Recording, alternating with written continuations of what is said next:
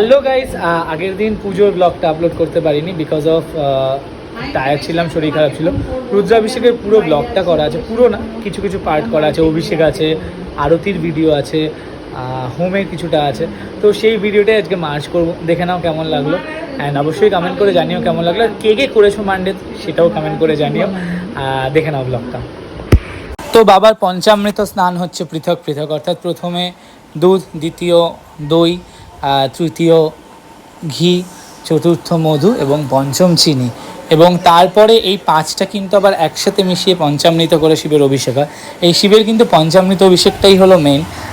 এবং আবার বলছি, টক দই কিন্তু শিবলিঙ্গ অর্পণ করতে, অনেকে বলছিলে যে মিষ্টি দই দেওয়া যায় কিনা, বাট টক দই কিন্তু অভিষেকের ক্ষেত্রে ইউজ হয়। এটা কুমকুম অভিষেক হচ্ছে, অনেক কিছু দিয়ে শিবের অভিষেক হয়েছে এটা।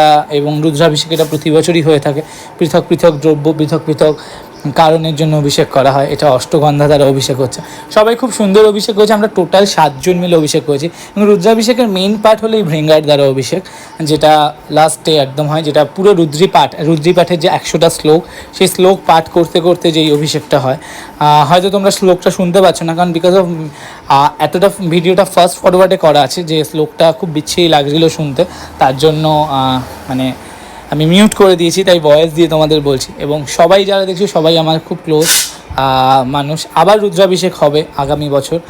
সো এটা লাস্ট অভিষেক হচ্ছে, মানে বা মৃঙ্গার দ্বারা। এটা হচ্ছে সহস্রধারা দ্বারা বাবার অভিষেক। খুব সুন্দর লাগে এই হাড়ির ফুটো ফুটো হাড়ি দিয়ে বেশ অভিষেকটা করতে। এটা হলো আরতির মোমেন্ট। এবার চলে এলাম, আরতির মুহূর্তটা খুব সুন্দর ছিল। 7 জন মিলে আমরা আরতি করছি। প্রথমে বাবার ধূপ আরতি হয়েছে, এবং ধূপ আরতি হয়ে যাওয়ার পর দীপ আরতি। আরতির অ্যাকচুয়ালি মেইন হলো কোনো মিউজিক দিতে পারি না, এই কারণে আরতির সময় একটা খুব সুন্দর আরতির গান বাজছিল, বাট আরতির সেটা দিতে পারিনি, মিউট করে। এই কারণেই দিতে হয়েছে বিকজ অফ কপিরাইট খাবো। কারণ তোমরা যারা ব্লগ করো বা যারা ব্লগ দেখো জানবে যে কপিরাইটের একটা মেন পার্ট, মানে ফেসবুকে যে কোনো কিছুই হালকা মিউজিক চলে আসলে সেটা কপিরাইট খেয়ে যায়। বাট আমি তাও ট্রাই করবো যদি পারি হালকা করে মিউজিকটা দেওয়া যায়, যেহেতু এখানে ঘন্টার আওয়াজ আছে। তো তাই তোমরা জানো কি, শিব পুজোয় যে শাঁখ নিষিদ্ধ, মানে শঙ্খ কিন্তু শিব পুজোয় ইউজ করা হয় না। একমাত্র তামার জল শঙ্খ বা দক্ষিণাবর্ত শঙ্খ হলে তবেই ইউজ করা যায়। নর্মাল যে আমরা দেখি যে শঙ্খগুলো হয়, যেটা বাঁ দিকে মুখ করা, সেই শঙ্খগুলো কিন্তু ইউজ করতে নেই শিব পুজোয়। ইভেন কি শিব পূজায় কিন্তু ওই শঙ্খগুলো বাজাতেও নেই, ঠিক আছে। বাট শিব পূজায় সিঙ্গার বাজাতে হয়। আমি কি খুব ভুল না করলে এটা সিঙ্গারই বলে মেবি, ওই শিং দিয়ে যেটাকে তৈরি হয়, খুব সুন্দর লাগে শুনতে। বাট ওটা আমি পাইনি, মানে ওটা অনেক খোঁজ করেছি, অরিজিনাল পাইনি। যদি কখনও পাই ডেফিনেটলি ব্লগে শেয়ার করব, তোমাদেরকে দেখাবো। আর এটা হলো আরতি হচ্ছে। মহাকাল লাগছে না পুরো শিবটাকে? হ্যাঁ, এই যে শিবের যে শৃঙ্গারটা দেখছো, যেটা কেনা হয়েছে, এটা এখন খুব চলতি, মানে এটা পাওয়া যায় তোমার ফুলের মার্কেটেই পেয়ে যাবে হাওড়া। এটা আমি প্রতিবার ফুলের মার্কেট থেকেই আনাই এরকম শৃঙ্গার। উপরে 7টা নাগের ফনা থাকে, আর নিচে বাবার যে, এটা অনেকটা মহাকালের স্ট্রাকচারে তৈরি করা হয়। এবং সবাই মিলে যখন আরতি করে, সত্যি এটা খুব সুন্দর লাগে, এবং আমরা সবাই খুব স্যাটিসফাইড হই। একমাত্র শিবই কিন্তু যাকে স্পর্শ করার অধিকার সবার থাকে, এবং শিব পূজা করার অধিকার সবার থাকে। মানে চণ্ডাল থেকে শুরু করে মানে সমস্ত জাতির কিন্তু শিব পূজা করার অধিকার আছে। কারণ কোনো কোনো পূজার ক্ষেত্রে হয়তো পৃথক পৃথক ভ্যারিয়েশন আছে, বাট শিব পূজার ক্ষেত্রে কিন্তু ভ্যারিয়েশন নেই। শিব পুজো সবাই করতে পারে, তা এবং শিবলিঙ্গে স্পর্শ সবাই করতে পারে।